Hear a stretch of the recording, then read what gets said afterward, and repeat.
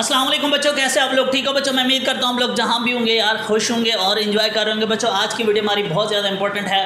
अगर मेरी वीडियो आपको अच्छी लगे तो मेरे चैनल को ज़रूर सब्सक्राइब कीजिएगा और इस वीडियो को अपने दोस्तों के साथ भी शेयर कीजिएगा और मुझे भी बताइएगा कि आपको ये वीडियो कैसी लगी है। बच्चों आज की इस वीडियो के अंदर मैं आप लोगों के साथ जो सेकेंड ईयर की केमिस्ट्री है उसके जो मोस्ट इम्पोर्टेंट प्रैक्टिकल्स हैं वो भी आपको बताता हूँ। प्रैक्टिकल्स कैसे तैयार करने हैं, पेपर कैसा होगा, कॉपी कैसी बनानी है, आपको सारी चीज़ें बताऊंगा। वीडियो को बच्चों मुकम्मल देखिएगा ताकि आप लोगों के सारे क्वेश्चंस क्लियर हो जाएं। एक और चीज़ भी बता दूं बच्चों, अगर आप लोग परेशान हो प्रैक्टिकल के हवाले से तो बच्चों मैंने एक वीडियो बनाई हुई है।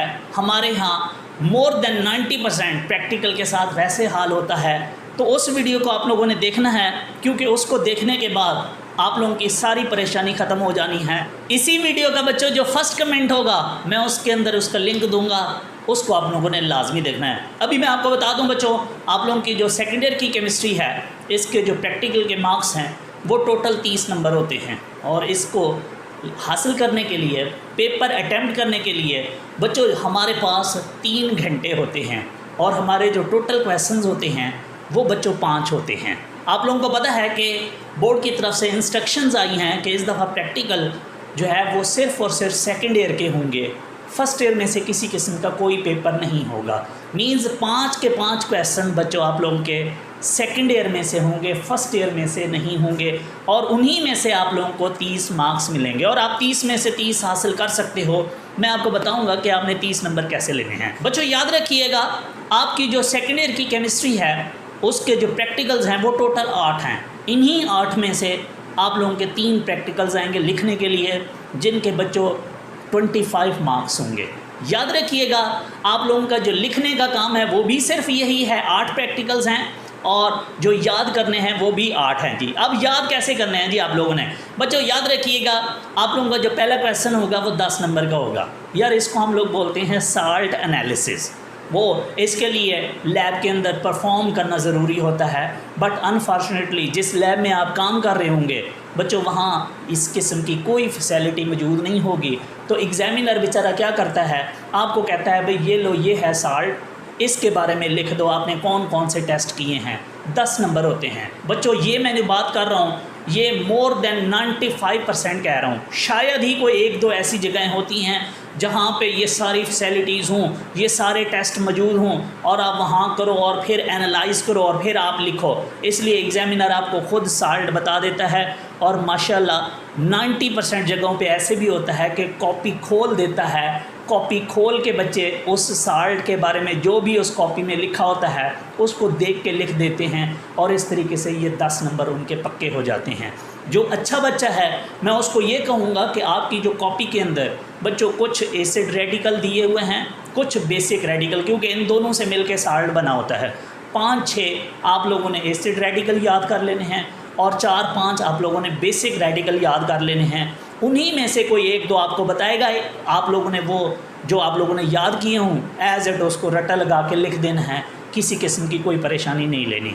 बच्चों याद रखिएगा, अगर ये लिखने वाला काम आप लोगों ने ना किया, अगर आप लोगों ने कुछ भी ना लिखा तो आपको कुछ भी मार्क्स नहीं मिलेंगे और अगर आप फेल हो गए, क्योंकि इसमें 33% लेना लाजमी है। जैसे थ्योरी में अलहदा से पास होना ज़रूरी है, प्रैक्टिकल में भी पास होना ज़रूरी है। अगर आप प्रैक्टिकल में फ़ेल हो तो बच्चों आप थ्योरी में भी फ़ेल हो, अगर आप थ्योरी में फ़ेल हो तो आप प्रैक्टिकल में भी फ़ेल हो। दोनों में अलहदा 33% आना ज़रूरी है।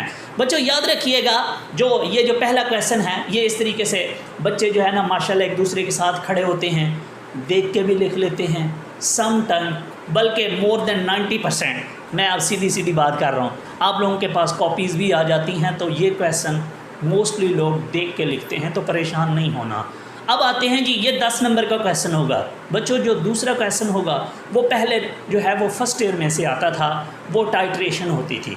अब तो चूँकि फर्स्ट ईयर में से आना नहीं है तो बच्चों अब जो दूसरा क्वेश्चन होगा वो इन 2 में से कोई एक होगा। या तो बच्चों आपसे वो फंक्शनल ग्रुप की कोई डिटेक्शन पूछ लेगा, आपकी कॉपी में मौजूद है, हाइड्रोक्सिल पूछ लेगा, कोई एल्डिहाइड, कीटोन्स, सैचुरेटेड, अनसैचुरेटेड के बारे में ना आप लोग ये जो फेमस से हैं इनको आप लोगों ने पढ़ के चले जाना है कि कौन कौन से टेस्ट आप यूज़ करके इनको आइडेंटिफाई कर सकते हो। जैसे आप लोगों को पता है कि एक बायर्स टेस्ट होता है, एक ब्रोमीन वाटर टेस्ट होता है। ये हम लोग मोस्टली जो है वो सैचुरेटेड और अनसैचुरेटेड को आइडेंटिफाई करने के लिए करते हैं। और सेम इसी तरीके से जो आइडोफॉर्म टेस्ट होता है या हमारे पास जो टोलेंस टेस्ट होते हैं, ये हम एल्डिहाइड और कीटोन्स वगैरह के लिए करते हैं। तो इस तरीके से आपकी कॉपी में दिए हुए हैं 4-5 कोई अच्छे से फंक्शन ग्रुप याद करके चले जाना।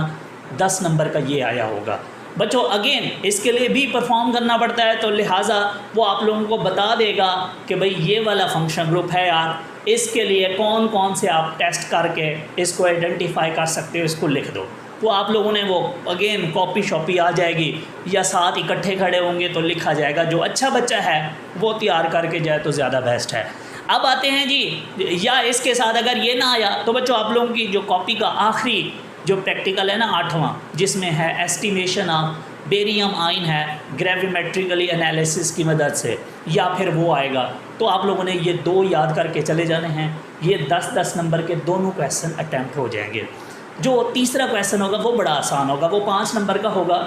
वो इन 3 में से कोई एक होगा। वो आपसे पूछेगा यार आइडोफॉर्म कैसे बनाते हैं, उसकी प्रिपरेशन लिख दो। वो आपने उसका जो है ना वो इक्वेशन लिखनी होती है, ऑपरेटर्स लिखना होता है, प्रोसीजर लिखना होता है, जैसे कॉपी में लिखा हुआ है एज इट लिख देना होता है। दूसरा, या ये नहीं पूछेगा तो फिर वो एस्पिरिन है वो उसकी प्रिपरेशन पूछ लेगा।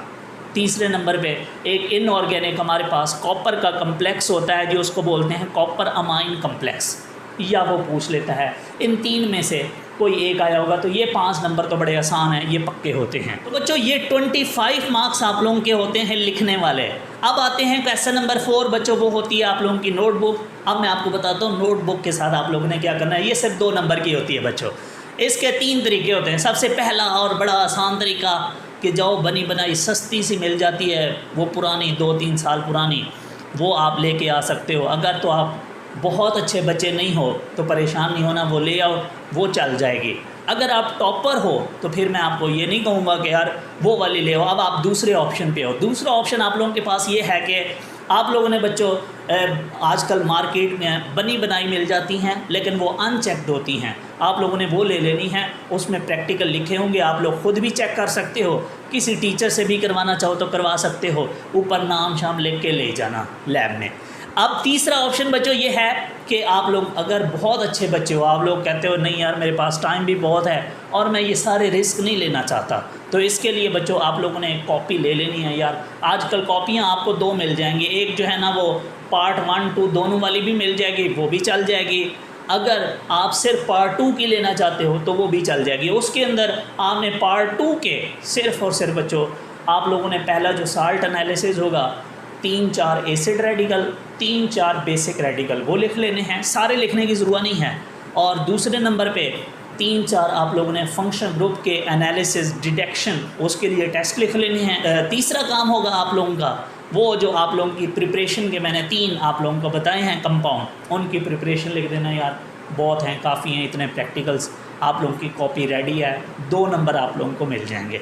कॉपी के साथ मोस्टली करते क्या हैं, जब आप लैब में जाते हो बच्चों मोर देन 90% चांसेस होते हैं कि वो जैसे ही आप लैब में जाओगे, लैब अटेंडेंट वहाँ से उठाता है कॉपीज़ और वो सीधा शॉप पे पहुंचा देता है। आप लोगों को उसको देखने का भी नहीं मौका मिलता और ना ही जो बेचारा एग्जामिनर होता है वो देख पाता है। लेकिन सिर्फ और सिर्फ 5 से 10% चांसेस होते हैं कि कहीं कुछ ऐसी जगहों पे एग्जामिनर कहता है ले भाई अपनी कॉपी लेके आओ ज़रा चेक करवाओ। वहाँ आप लोग बहुत सारे लोग जो अच्छे बच्चे होते हैं वो जब खुद लेके जाएंगे तो इसका अच्छा इंप्रेशन पड़ेगा। आप लोग खुद बना लो तो ज़्यादा बेहतर है। अच्छा बच्चा, अब आते हैं जी आखिरी क्वेश्चन होगा, ये बड़ा बच्चों को डराता है, इसको बोलते हैं वाइवा। ये 3 नंबर का होगा बच्चों। इसके अंदर जो है ना वो आपसे क्वेश्चन पूछता है जी कि बताओ जी बच्चों, मोस्टली एक क्वेश्चन वो पूछेगा जिसकी बेस पे वो आपको 30 में से 30 नंबर देगा। वो क्वेश्चन होगा आपसे पूछेगा बताओ जो आप लोगों की फर्स्ट ईयर की केमिस्ट्री थी उसमें कितने नंबर आए हैं। तो बच्चों आप लोगों ने पूरी ईमानदारी के साथ 80 मार्क्स से कम नहीं बताने, क्योंकि इसी की बेस पे उसने मार्क्स लगाने। अगर आप लोगों ने कहा सर ईमानदारी से कि सर मेरे 30 नंबर हैं या 35 नंबर हैं, तो बच्चों क्या होगा, वो कहेगा यार बच्चा वीक है, अगर मैं इसको पूरे नंबर दे दूं तो बोर्ड वालों को कैसे मैं जवाब दूंगा कि इसको प्रैक्टिकल कहाँ से आते थे।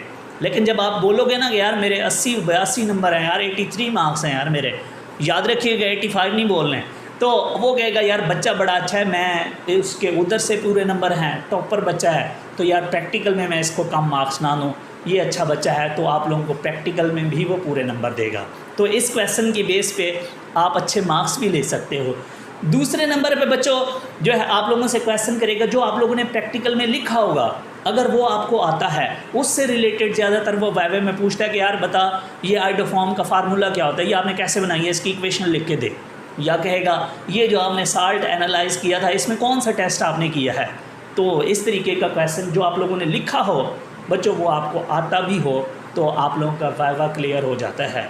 समटाइम ऐसे भी हो जाता है बच्चों, वो आप लोगों से कोई जो जर्नल क्वेश्चन होते हैं वो भी पूछ लेता है, कहता है बताओ केमिस्ट्री की डेफिनेशन क्या है, ऑर्गेनिक केमिस्ट्री किसे कहते हैं, 1 मोलर सोल्यूशन कैसे बनाया जाता है, स्टैंडर्ड सोल्यूशन क्या होता है, टाइट्रेशन क्या होती है, इस तरह के क्वेश्चन भी पूछ सकता है। अगर अच्छे बच्चे हो तो आप लोगों की कॉपी में वाइवा के क्वेश्चन दिए गए हैं, उनको तैयार करके चले जाना, तो ये मसला भी हल हो जाएगा। बच्चों इस तरीके से आप लोगों ने प्रैक्टिकल्स तैयार करने हैं, इस तरीके से लिखने हैं और इस तरीके से आप लोगों ने मैक्सिमम मार्क्स लेने हैं। मैं उम्मीद करता हूँ ये वीडियो आप लोगों के लिए हेल्पफुल होगी। दुआ में याद रखना।